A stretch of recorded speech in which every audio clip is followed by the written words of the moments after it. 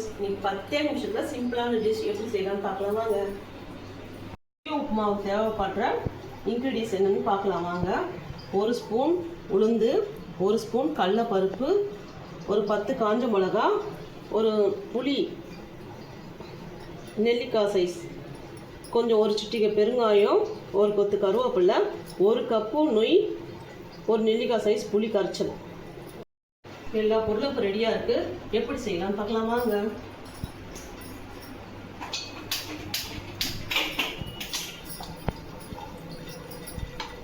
ஒரு 2 spoon oil விட்டுக்கலாம்.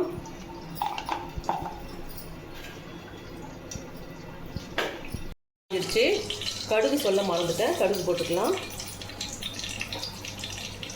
அது பொரியட்டும். ரொம்ப சிம்பிளாக 10 நிமிஷத்தில் செஞ்சிடலாம் ஃப்ரெண்ட்ஸ்.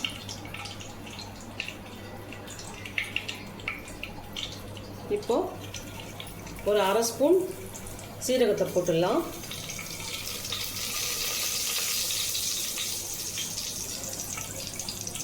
கடுகு பொரிஞ்சாச்சு, உளுந்து போட்டுக்கலாம்.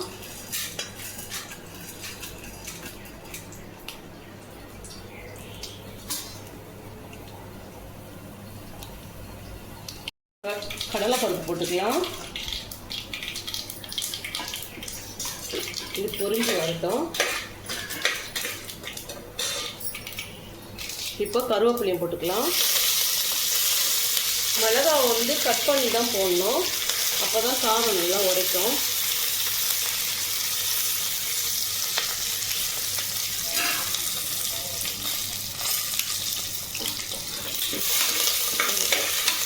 அதையும் ஊற்றிக்கலாம்.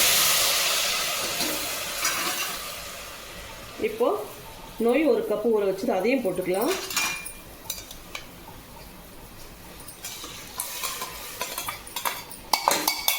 அப்போ 1 ஸ்பூன் மஞ்சத்தூளையும் போட்டுக்கலாம். கலர் கொடுக்கறதுக்காக தான், தேவைன்னா போட்டுக்கலாம், இல்லைன்னா வேணாம், அது உங்கள் இஷ்டம். இப்போ பெருங்காயத்தை சேர்த்துக்கலாம். பெருங்காயம் சேர்த்தாச்சு. இப்போ கல் உப்பு போட்டுக்கலாம். உங்களுக்கு தேவையான அளவு கல் உப்பு போட்டுக்கோங்க. இப்போது விசில் வச்சிடலாம். குக்கர் மூடி போட்டு மூடிட்டு ஒரு 3 விசில் வச்சுருலாம் ஃப்ரெண்ட்ஸ்.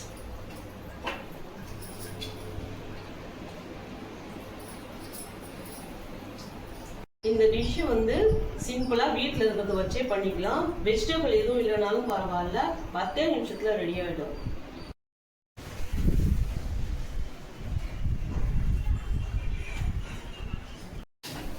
காலையிலேருந்து நல்ல வெயிலுங்க. திடீர்னு கிளைமேட் சேஞ்ச் ஆனதுனால இந்த உப்புமா செய்யறங்க. இந்த கிளைமேட்டுக்கு நல்லா இருக்குங்க, சாப்பிட்றதுக்கு சூப்பராக இருக்கும். உப்புமா ரெடி ஆயிடுச்சுங்க. இப்போ ஓப்பன் பண்ணலாம்.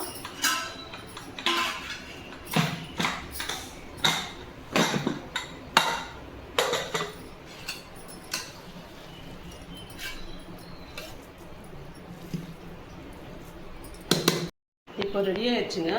இதை வந்து அப்படியேவும் சாப்பிடலாம், கார குழம்பு, சாம்பார் எது வேணாலும் ஊற்றி சாப்பிடலாம். இருங்க நான் சாப்பிட்டு பார்க்குறேன். சூப்பராக இருக்குது.